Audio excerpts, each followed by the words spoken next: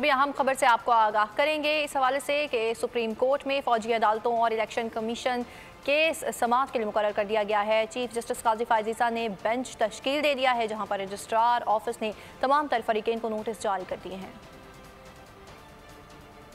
इस हवाले से अपडेट करें हैं आपको कि सुप्रीम कोर्ट में फौजी अदालतों और इलेक्शन के समाअत के लिए मुकर्रर कर दिया गया है। चीफ जस्टिस काजी फायज ईसा ने बेंच तश्कील दे दिया है। रजिस्ट्रार ऑफिस ने तमाम फरीकेन को नोटिस जारी कर दिए हैं।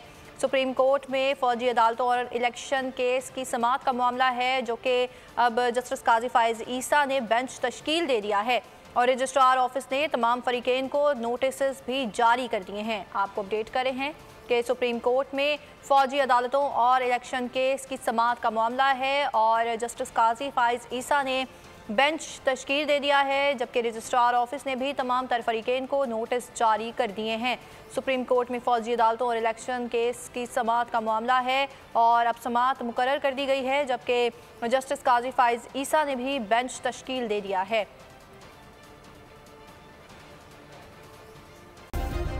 सब्सक्राइब करें और बेल दबाएं ताकि कोई खबर रह न जाए।